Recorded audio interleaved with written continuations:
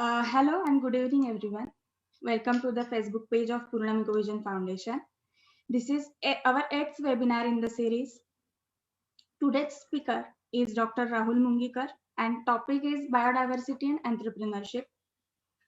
First of all, I would like to introduce briefly about our organization. Purnam Ecovision Foundation works in the field of solid waste management and environment. We run 5 projects, namely fabric upcycling, e-waste and plastic waste management, sanitary napkin manufacturing and disposal, consultation at society level regarding composting and rainwater harvesting, and lastly, awareness initiatives. I invite our viewers to participate in various activities conducted through our organization. You can organize collection drives at your societies for e-waste and plastic waste, as well as old denims or jeans.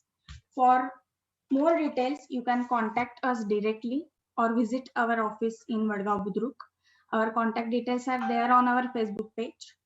Please follow and like our Facebook page for getting to know more about our organization.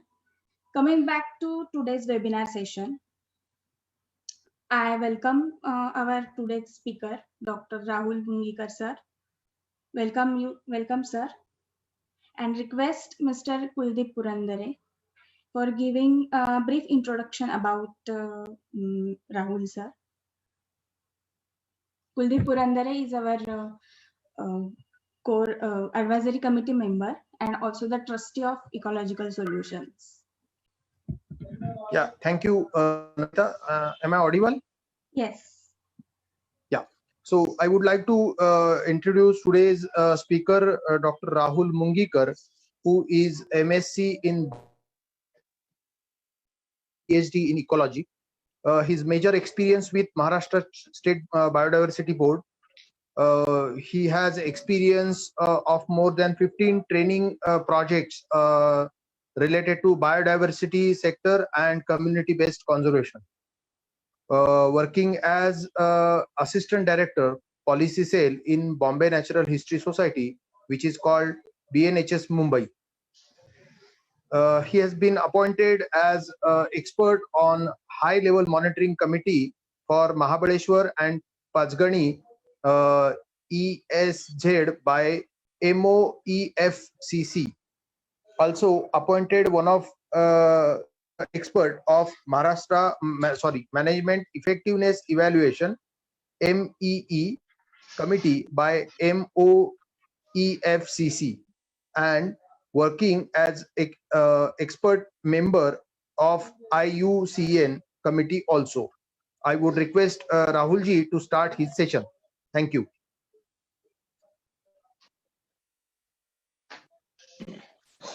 Thank you, Kuldeep ji and Namita, for your nice introduction. Herewith, I am very much thankful to Purnam Ecovision Foundation for introducing me and for giving me the opportunity to present or to talk on the biodiversity and entrepreneurship. Thank you. Thanks a lot, everyone. Next slide. Entrepreneurship, as you knows that nowadays it's a major challenge, and the endemic of this issue of the jobs and services are really there's so many people, they are actually frightened with those things, and they are always they are thinking that how to start and where to start and which sector is the best sectors for the new things. There are several opportunities, like as we said that entrepreneurship things are there, and we are continuously, our honorable prime minister is also saying that start from yourself, start some business, and so come with the entrepreneurship, and this is a but for that everyone should and how to start that. So my today's lecture is basically where is the what type of entrepreneurships are there and the biodiversity, and where up to what level we can take it out. So this is mainly useful for young youths, even for the student, those who are not passed with the 10th and 12th standard, but also to the graduate, undergraduate, and postgraduate students, PhD holders. Also for them, these entrepreneurship options are there. Only thing is that it needs to think out of the box. Many a times it happens that the students, they are not thinking out of the box, and because of that, they are unable to get the focus area of the entrepreneurship. So if you look at what is the biodiversity based entrepreneurship, so it's a nothing but the business based on that. And business, as when we are saying that, it comes to the profit and economics. So something, earnings must be taken out of that, which is called as a profit. And whenever it is a commercial thing, it is actually the commercial thing. So whenever we are talking at the business which is based on the biodiversity, it means that you are going to utilize something which is the natural resource, and that resource, that we are converting the resource into form of money, and that money is not only comes to you, but it automatically get percolated in the various sections of the society, and through that the economics generate. So this is generally the business on the biodiversity. We do have the several traditional business model in India. And that's why people are thinking that whenever we are talking, then okay, we can we start something. So you will find that there is such type of business already is there, somewhere in some part of the India. For example, I would like to discuss the great example of the Gujarat state. In Gujarat state, most of the houses means those who are very remotely placed, or the very close to the forested areas, or the areas where the natural resources are very good. Every household is having their own entrepreneurship, and that entrepreneurship is not very big entrepreneurship, it's small size. Like then some of them, they are collecting the ricinus castor seeds, ricinus cuminis, that is the castor seeds. And the seeds, they are not collecting it on very large quantity, they are collecting in the small quantity, like as in 100 kg, 200 kg. But they are semi processing that seeds in everyone's house, and they are putting somebody else, the locations are fixed, and they are just dumping the seeds there. So that is the only the model they are working on. But this is very important, because this is the traditional business, and throughout that, then rest of the business takes place, that the oil expeller person, they are taking extracting the oil from the seeds in tonnage, and then they are sending, exporting. Some of them they're exporting, some of them are sending to Maharashtra and other states like that. So this type of traditional business models are, and many or n number of models are present. So there is a regionally commercial usage of the biodiversity can be observed very well, and it varies great from state to state also. So like then in Kerala you will find some other model, in Bengal you will get some other model, whereas in Rajasthan, Maharashtra, everywhere the model is different, because this model is associated with the its end user, or where the market is available. And according to that, this commercial usage of that biodiversity varies a lot. So there is a linkage, it's available from the producer to manufacturer, and end user is well established in India. Unfortunately, issue is that the producers, the many linkages, they are all underground, so nobody knows that how exactly it works, because it requires a lot of things to find out that how exactly the bioresources from the producer side to reaches to the manufacturer side. There are 6 to 7 stages, and every stage some new persons they are adding to that. But no doubt, these are the sections where the benefits of these bioresources are reaching to all the sections, and then finally it reaches to the user. So because of this, there are some indirect users and beneficiaries who are not directly associated with the bioresources, but they are getting the secondary benefits because of that. Whereas the some of they are the direct beneficiaries, for example, those who are directly collecting the resources from ground, and they are getting the direct hard cash or money from that whole processes. So this type of things are there, and this is the nature of entrepreneurship in India, in most of the areas. But this is all called as a traditional businesses. Next. uh, in suppose if you look at the sectors of the biodiversity based entrepreneurship, huge market. And you know that nowadays means even the international market, there is a huge demand for the Ayurvedic products. And from where this all the material is coming from, so there are some of the major states like as in Madhya Pradesh, Kerala is there, Uttarakhand is there, where the huge amount of medicinal plants are coming up. Like that, Madhya Pradesh is also there. And these all plants, they are not cultivating, remember, that is very important thing. So many plants, the people, they are collecting directly from the nature. I'm not saying directly from the wild, because all plants are not the wild plant, but many of them, they are surely they are getting it from the forested areas. So this is a major market in India based on the medicinal plant. So similarly, we are not directly coming in across with the timber or wood cultivation, but this is a good practice at the in the rural areas also. People knows that, like, but that how to produce the timber. For commercial point of view, the huge plantation plots you can observe. For example, teak is one of the uh, like this. It's a good example for the same. When Britishers were working, they're ruling on India, they realized that importance of the teak and the significance of that teak wood, and that's why they started with the teak plantation for the timber production. And that timber production, that's why they reserved several plots for the cultivation purposes, and they started with the teak production. See, still that practice is there, and in several areas, as the need of the local people, and not only the local people, also to the nation, this production cultivation is going on. So this is even at the both level, that is at the government level, as the production is going on, and also at the local level, the people like farmers, they need some wood, so they are also keeping some of the trees in their around their farms, and they are using that trees for specifically for timber purpose sometimes. So this is the second part. Or in another sector is the material industrial purpose, including non-edible oil. As I just to give the example of the castor oil.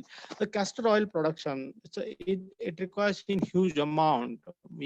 Many people, they are not aware about that, how exactly the castor oil is being used. But all the paint industry, they need even the grease, and where the this industrial products they are there. Here the castor oil, like non-edible oil, is required, and that's why they are using it. In soap industry, the remnants of the straw is used very well. Like another example is about the rubber development. The people, they are those actually everyone using some sort of vehicle, and to all vehicle there is a tire. So this tires is coming from the rubber, and this rubber development is a very big business in India. Some of the major companies, they are there, and they are getting the rubber from the rubber plant. So that rubber plantation itself is a big business nowadays. I'm just letting you know what type of entrepreneurships are present. I'm not discussing about their impact and so on and so on, but I'm just enlisting that these are the different types of entrepreneurship are based on that businesses are there. Similarly, food industry based natural bioresources are there. Some food industries are based on that. Nowadays, like as in the previous time, new businesses, the people, they are starting based on the, they are preparing some soups, they are preparing some syrups and like that. So food industry is developing, and this development is based on some new researchers. So this food industry, there are several bioresources are being used. Some of this in recipes, actually they are based on the traditional knowledge also. So by understanding that how the traditional the local people, or the people from the rural areas, how they are using their knowledge to use particular species or fruits for the food purposes. So accordingly, they are developing some new recipes like that. Some of the people, they set up some industries also. In addition to that, the wild areas, the food for the, as well as the for the cattle also, or the livestock from the wild area, especially in the tribal belt. Now, when I'm saying about the cattle, remember, I'm not talking about only the grasses, but it is something more that. So it is for their healthy diet, like now diet for the livestock is also there. So this diet, or the content of the diet, is based on the natural resources. So many people, they knows or aware about that, which type of grasses are required, or which type of plant is providing the good health to the cattle or the livestock. So accordingly, they are collecting the bioresources and developing some product based on that, and that product itself is giving the cost for the economic for the people. Like that, there's a wild varieties of the crops and the seeds in agriculture field, because there are several companies who knows that seed companies are there. Most of the companies that working at the national and international level, these seed companies, they always require the original seeds or the wild seeds, and from where they can grow their stock. And on this stock, they are actually developing new species or the new varieties of the crop. So that's why for them, all of them, this wild varieties of the crops and their seeds are very, very important. So they are engaging many people just to find out which are the wild varieties, what are the properties, how it works, and the standardization, so and so on. Now, upcoming entrepreneurships are they are actually established in very recent years. They are the hybridization technology, biotech industries, biotech compound extraction. Now, these no doubt as a base with the help of recent technologies, and these technologies are based on several advancements in the agricultural field, advancement in the chemical sector, advancement in the um, technological approaches, so and so on. And that's why the new drugs are coming out. So multiplication of the species or the development of the new species, all such things, there's also the areas where the entrepreneurships are based. No doubt the role of the biodiversity, it's at the initial level only, and once it is set up, then there is no role later on. But the source is important, and that's why all these are the sectors where the biodiversity based entrepreneurships are there. Next.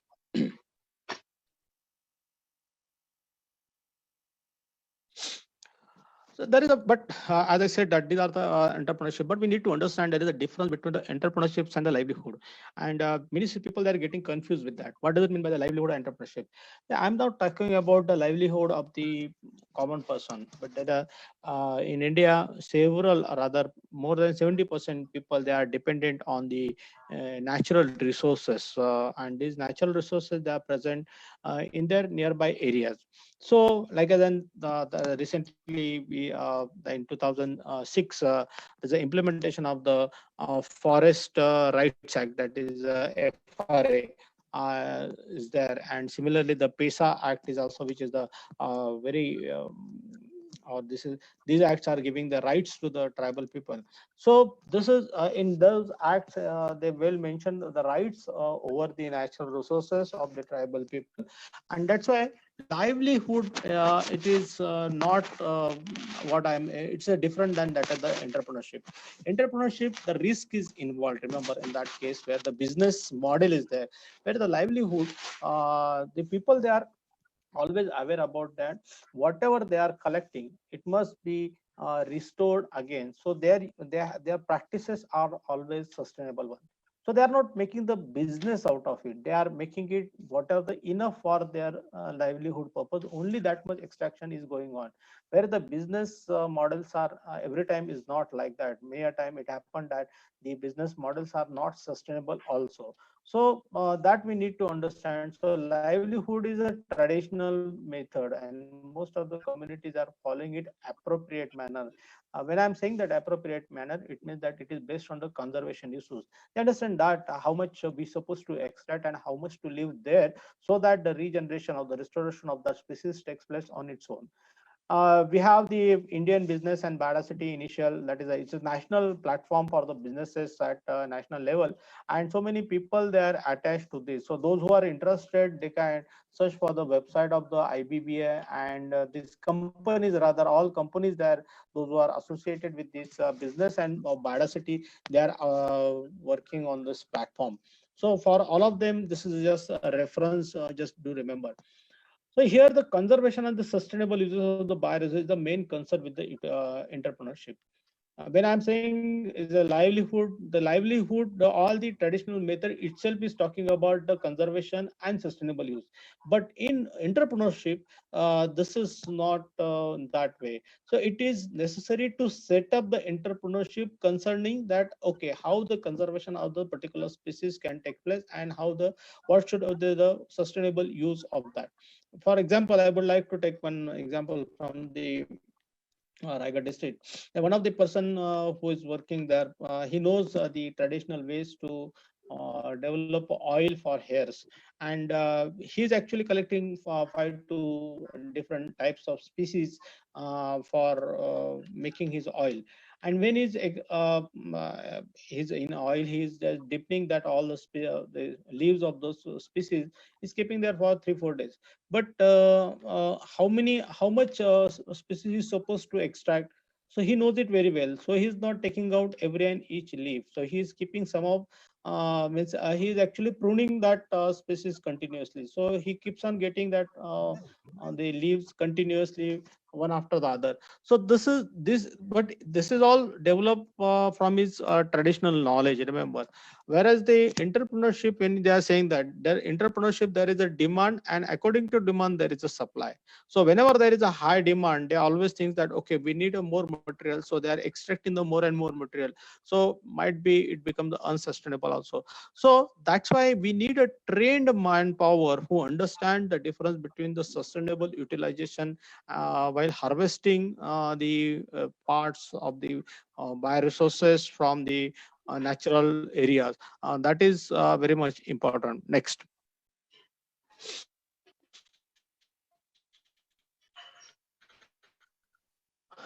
So opportunities, if you look at the opportunity, like there are many opportunities generating sectors of the conservation. Now, conservation, I'm using why this word is, I mean, because it is very much required for the with the help of the industrial setup.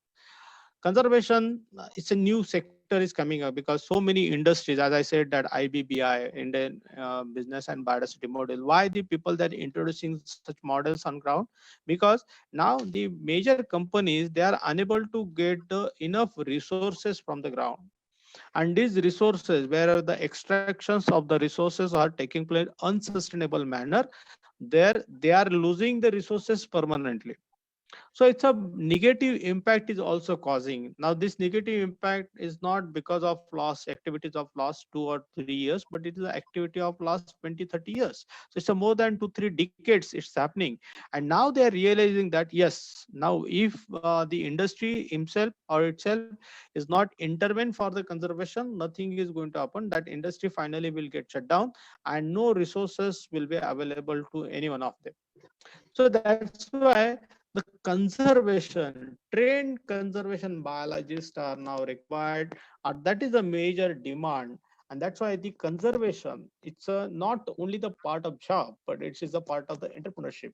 It's the business models is needs to set up with the several species.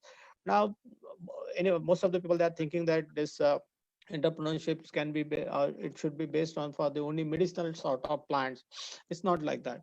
There are several other things are also there, like bacterial conservations are there, or the bacterial cells with the entrepreneurship point of view I'm talking about. There several companies been already set up, and where the bacteria they are using.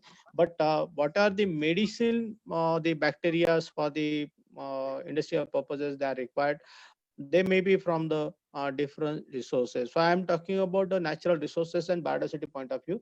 Under the Biological Diversity Act, I'm coming back to the Biodiversity Act later on, but under that also the several bacteria, the people they are extracting from the natural resources. One of the example is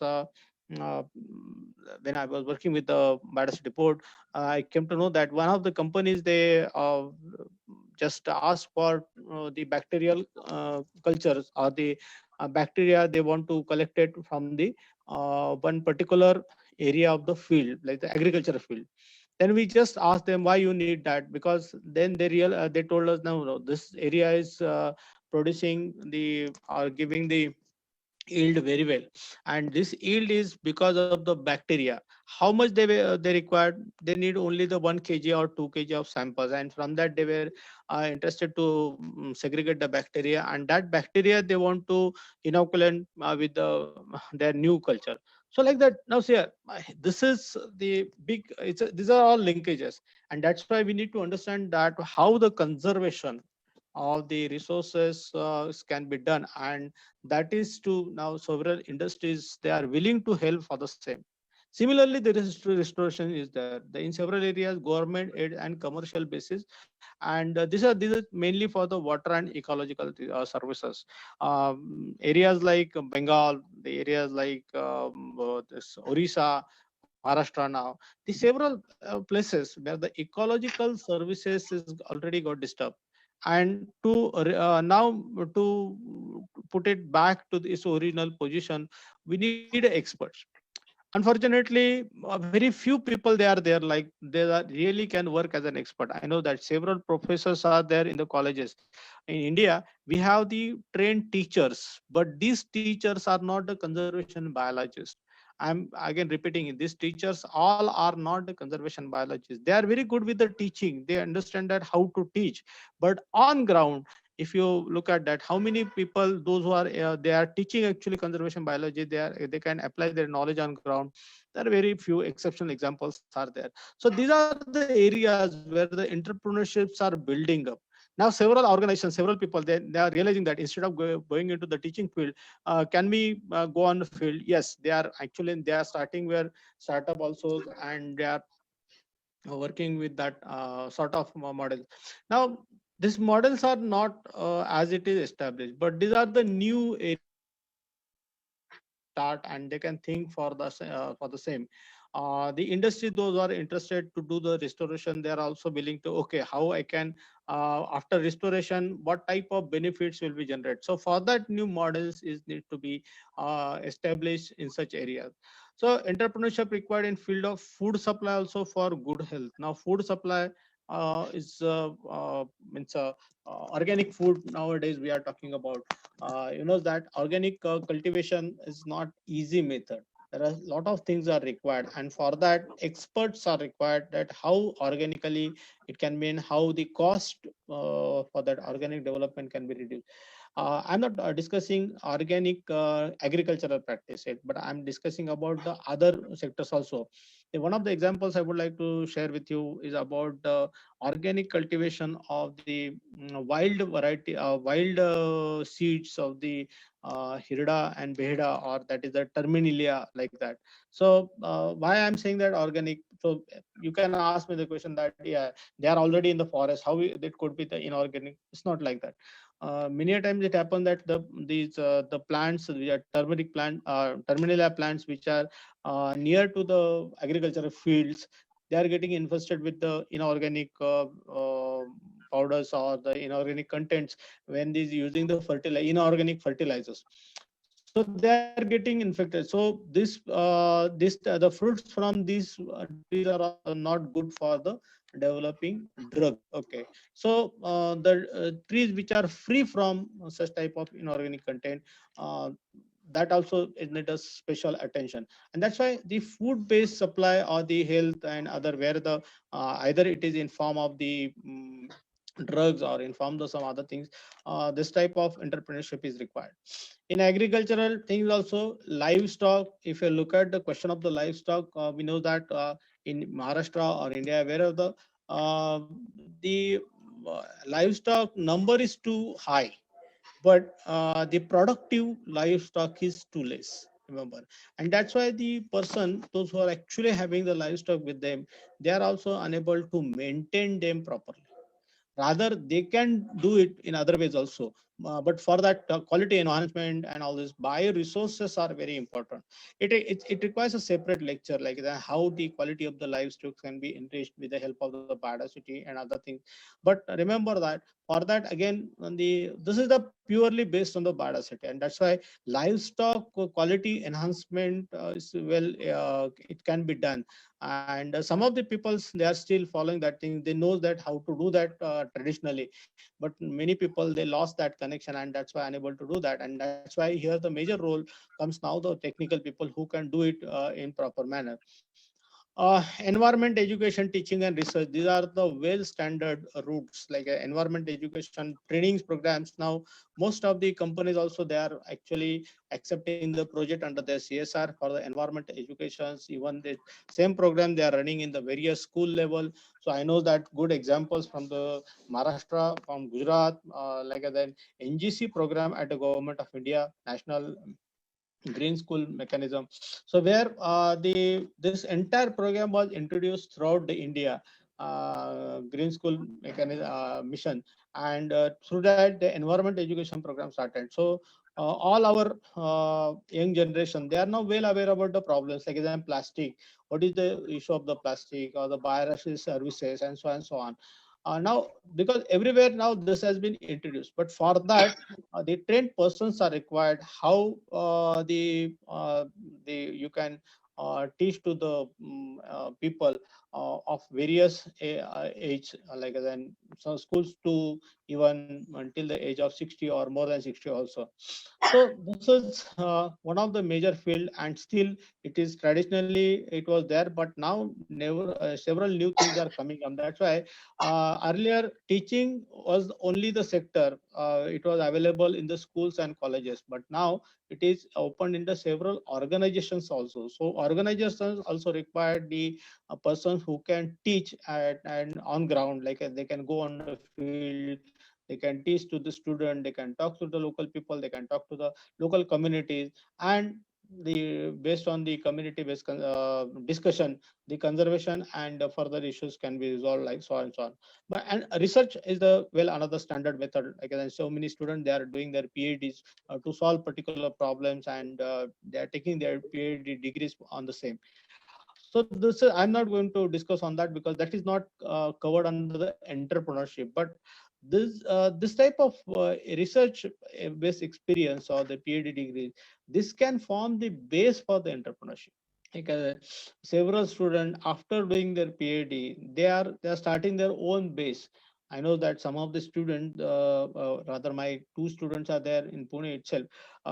They initially learn about the micro organisms, and they are not the microbiologists, but they try to understand that how microorganisms work, and they started the business of the biofertilizer. Now they develop some instruments and their own instruments based on their understanding and requirement of the people. So this is a new entrepreneurship they develop. Now they are providing the microorganisms also, along with the entire mechanism that how you can convert your green waste into, or green garbage into the fertilizer. So this type of business they started. Initially they couldn't get much more attention, but now they are getting so many orders, and all societies for the all society, it is mandatory that they should have their own recyclers for their at least the bio waste, for the green waste. So like that, now they are getting the good. So sort of this research and others, it can become the base for their entrepreneurship. Documentation and assessment of the biodiversity. This is another arena where the students, the requirement, very technical student, those are really good with the taxonomical things and identification of the threats. So all this and the conservation, the people with that background is really needful for this area. All the industries now, the environment impact assessment, everyone knows that for the EIA purposes, so this documentation, the experts are required. PBR, like a People's Biodiversity Registration. Now this People's Biodiversity Register, it is expected to develop at every and each village. Take an example of the Maharashtra. Maharashtra, we do have the 28,000, approximately 28,500 gram panchayat. I'm talking about the gram panchayat. If you talk about the revenue village, that number is 47,000, almost more than 47,000. So it's a huge number of villages are there in one single state. Every state will have the different number of gram panchayat, and it is expected that the people's biodiversity register, the knowledge of the traditional knowledge of the people associated with the biological diversity, needs to be documented on paper. And for that, you need the person who is having the some technical background about the biology. So now many organizations, they are actually started a business like that, and they are working really well, and the people, they can work with those things, because the proper documentation is not taking place because of the good expert. So there is the chances, there are several chances, opportunities in developing the entrepreneurship.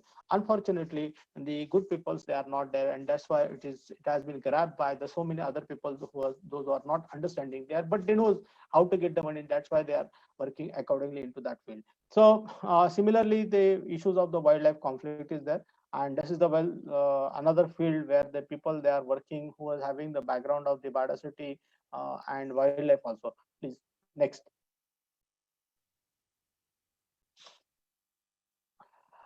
Medicinal plant based, this is the well, as I said that already this is the well set mechanism. And here the bioactive compound isolation and characterization is now the upcoming thing. Now bioactive compound isolation, although it is a part of the chemistry, but before to that, which plant supposed to be selected from the ground, it's a part of the biodiversity. So person who is knowledgeable in that way, he should there is a good opportunity. And generally these people, those are working with those things, they are appointing with them, or they are actually hiring the people, those who can identify the plants from the field and the best plant for the compound isolation. So here also there's a issue of the conservation, restoration, cultivation of medicinal plants are there. Several companies, those who are actually they need their resources continuously basis, regularly, iteratively. They require 2 tons, 3 tons, 5 tons of the material. So they can't depend on every time to supply the material from some other state. So they are actually now making the contracts with the some of the villages and the people. Okay, you supply this much amount of material to us, and based on that we'll pay you back. Now this contractual, it's all, some of these areas, they are just based on the oral understanding. But nowadays, because of the Biological Diversity Act, there is a tripartite agreements are taking place, and that's why here also in the village level, how this type of things can be best used for giving the more benefit to the people, and also for the restoration and conservation and cultivation of the medicinal plant. This is another opportunity for the people. So another issue is about the raw bioresource material processing. I know that one example is from the Bhimashankar area. The Bhimashankar is the people or the local communities from the Bhimashankar area. Every year they are collecting huge amount of the balearic fruits, or the myrobalan, or the terminala fruits, hirida. So that fruit every year, uh, they used to initially they used to sell it as it is. It's just sometimes they are getting the, suppose it is the small size, it is called a balhirda. If it is a balhirda, they used to get a price up to 90 rupees per kg or 110 kg rupees per kg. But if it is a very large size, it's a big fruit, then they are getting the less price, it is a 10 rupees kg. As they were not processing it, they were not getting the good value. But when they started processing, just they are powdering that things, and segregating the bad fruits and good fruits like that. So when they made a powder out of that, they started getting the more amount per kg as compared to the fruits where they were selling it as an without processing that. So there is a difference between the process material and non-process material. So this is the another entrepreneurship, and many the local communities where they understood that yes, this type of entrepreneurs can give the better economics, or they can give the better benefits. They started with those things and in rural area.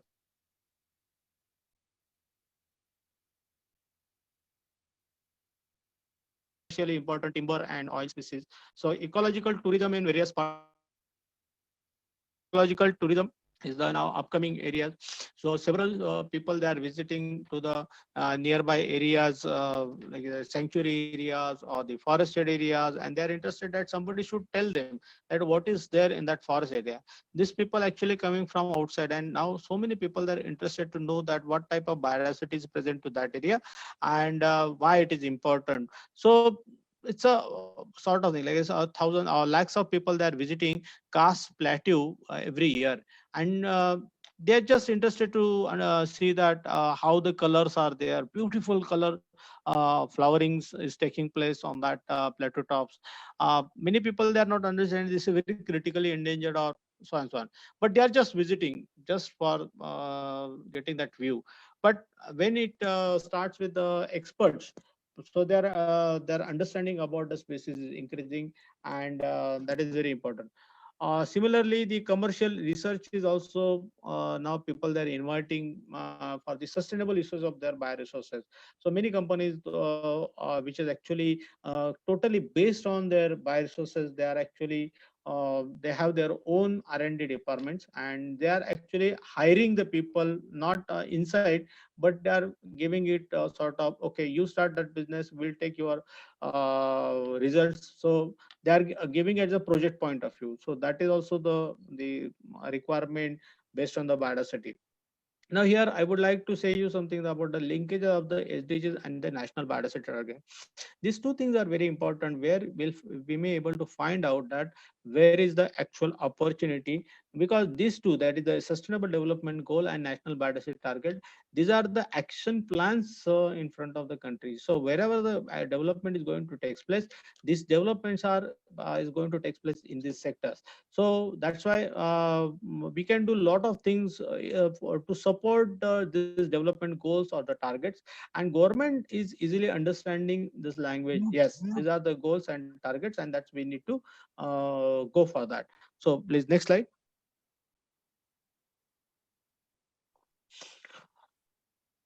Yeah. So these are the sustainable development goals. Now, many people may get confused with the what are the sustainable goals, but please remember that at the international level, the United Nations is a organization which have decided with the help of after discussing with the several countries, partner countries, that what should be the developmental goals, and all the development goals should be framed in such a way that the development should not hamper the environment.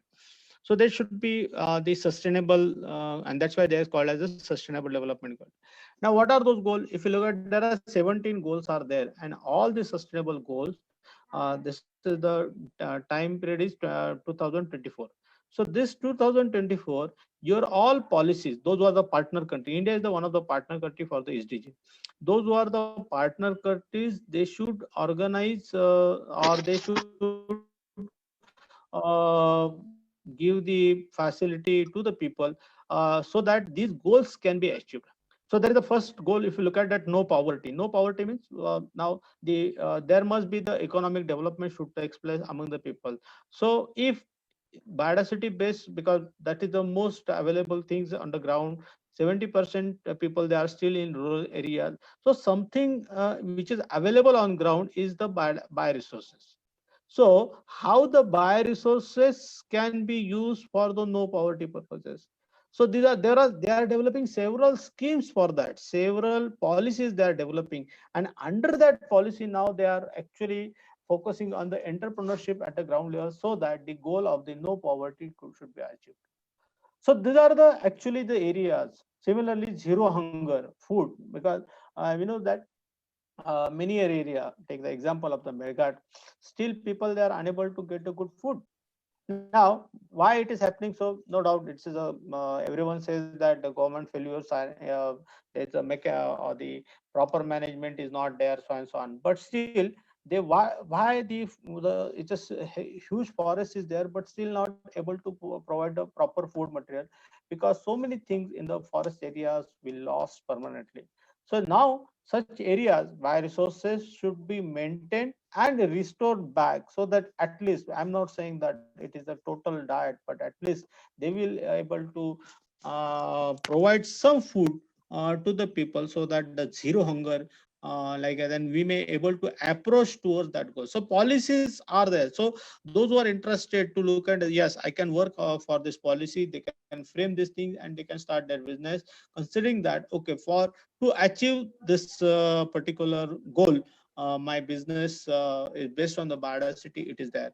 Similarly, good health, as I discussed with you, quality education based on the environment is also, gender equality is there, clean water and sanitization. Now, clean water sanitization, this is again come back to the rivers and the natural water resources, affordable and clean energy, decent work, economic growth. So somehow these all goals, there are some of that directly related with the bioresources, some of them indirectly related with it. Like then 9 number, industry, innovation and infrastructure.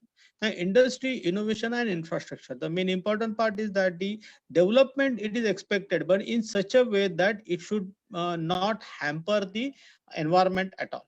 So if something is there in like an air pollution is taking, how it can be reduced or down back. But similarly, what are the other alternative plan mechanisms can be developed, so that industry development can be taken place hand in hand with the biological biodiversity development also into that area.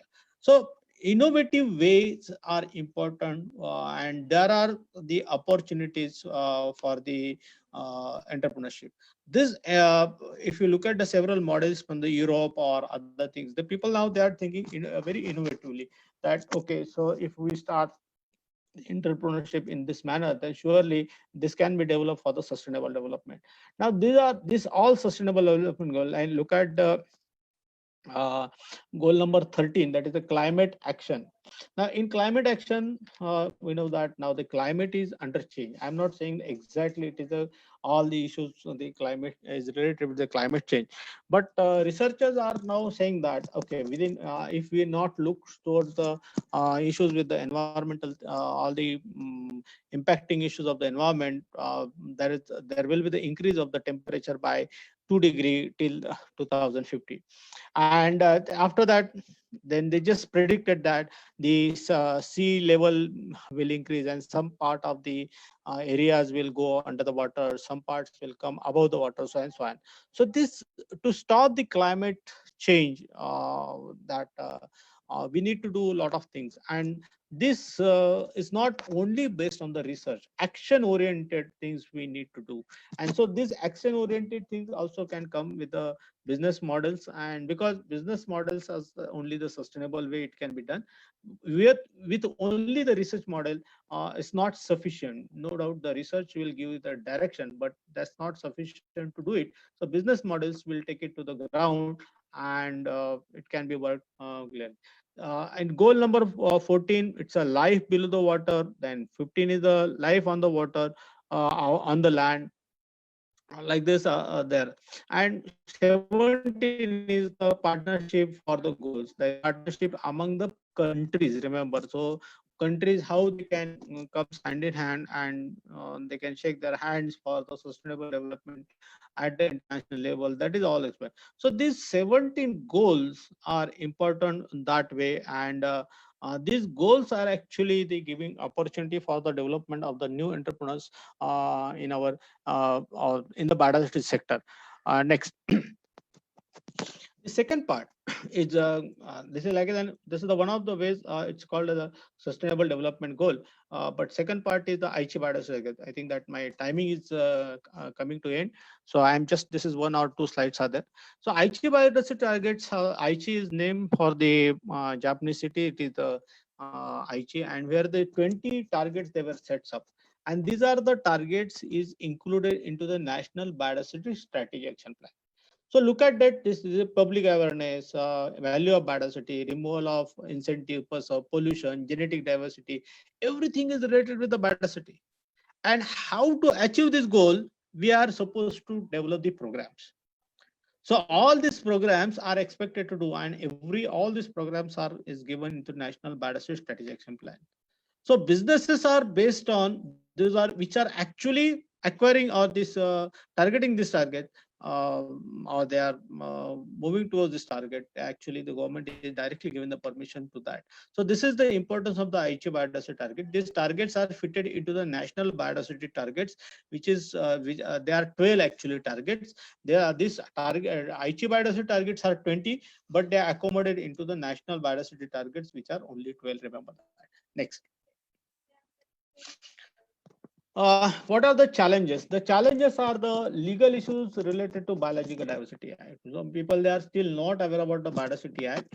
Actually, under the Biodiversity Act, the main issue is with the conservation of the resources, restoration of the ecosystem services, sustainable utilization of the resources, equitable sharing of the benefit arising out of commercial utilization of bioresources, usage of traditional knowledge related to biodiversity to stop the privacy of it, and to all these things. Remember, this is completely new part. I know that so many people they are not aware about this part, that restoration, sustainable utilization, these are people, it is there, but it is a legal framework, and within that framework how to develop the business, people they are not aware, and that's why the trained manpower is required. So those are the actually the highly trained, even after the PhD, they actually, there's a big opportunity for all of them to work in this sector.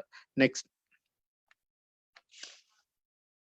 Where the entrepreneurship is required, it's actually critical areas where the biodiversity is present. Where anywhere you take a critical area, like as an Karst Plateau also, there are several now the businesses has been started, but no doubt that is with the actually it is indirectly based on that. Remember, it's not directly. Critical areas where they are providing either the technical knowledge, it's not like then usage of the resources. Remember, it is based on several so productive areas like wetlands are there, rivers are, streams, seashores, grassland, community forest areas. Everywhere the technical person's requirement is there, and these requirements in it's not exactly the way the other businesses are taking. Like then one company is there and companies ordering something from the market as a raw material, they're processing it and developing a product. Generally in biodiversity based businesses, it's not happening like that. Entrepreneurship is based on that, but it is simultaneously looking after the conservation also, community based participation also, and the benefits to the community at the end, and self benefits. So all these issues actually is getting satisfied when you are talking about the biodiversity based entrepreneurship is there. So buffer zone around the legal practices area, like the wildlife sanctuaries and national parks, and ecosystem services from where we are getting like Western Ghats of India, we are getting the n number of biodiversity. There are actually if you look at the classification of the services, 4 major types, and from that we are getting the 24 almost services based on, and lots of people they are dependent on that. But for that to channelize all the services, the number of experts are required, and still there are very few people they are working as an entrepreneurs into this sector.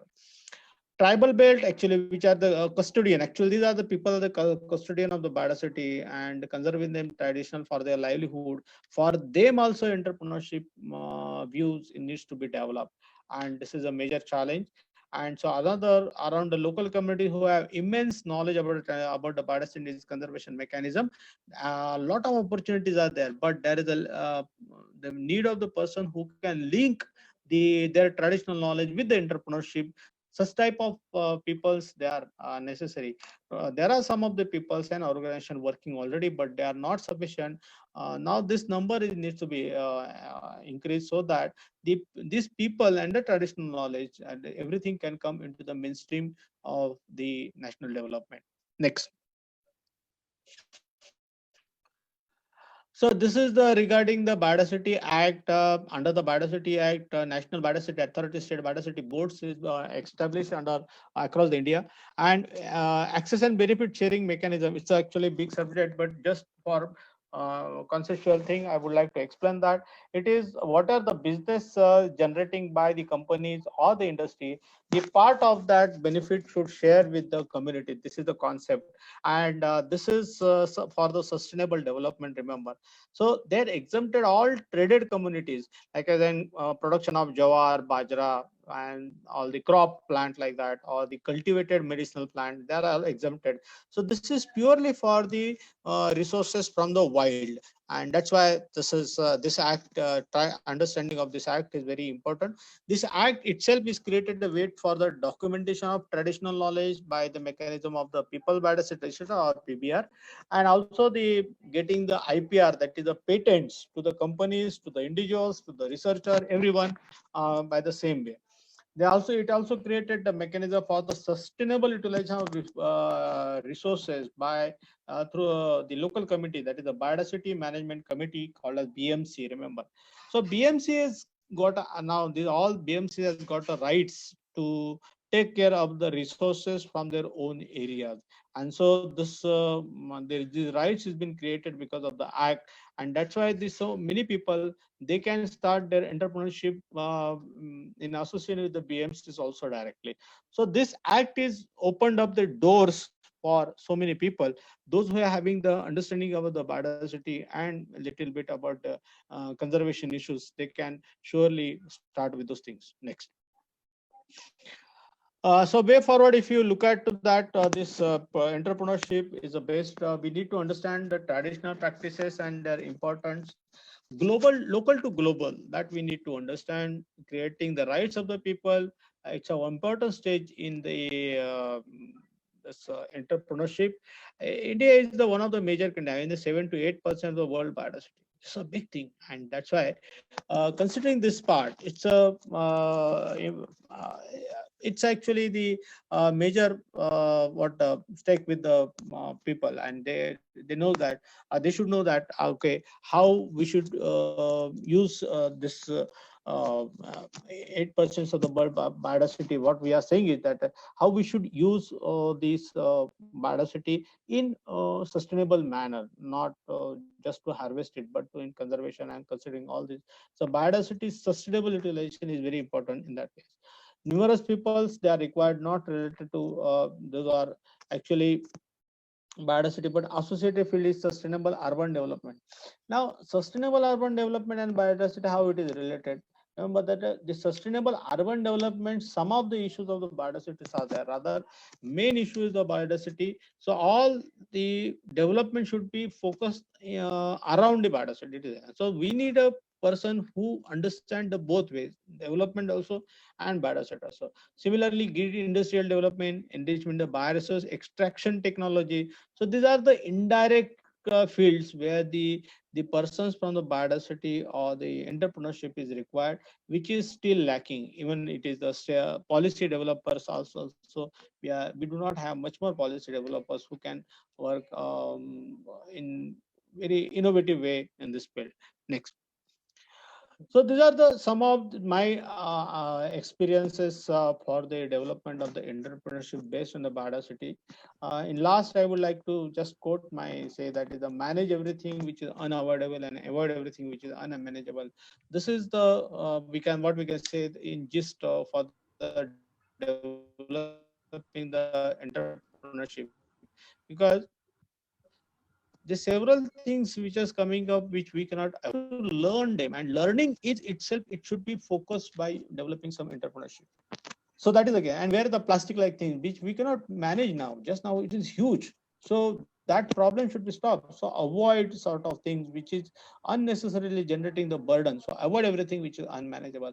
This is my quote at last, and I'm sincerely thankful to the Namita and the Purnam Ecovision Foundation for inviting me this lecture. Thank you a lot.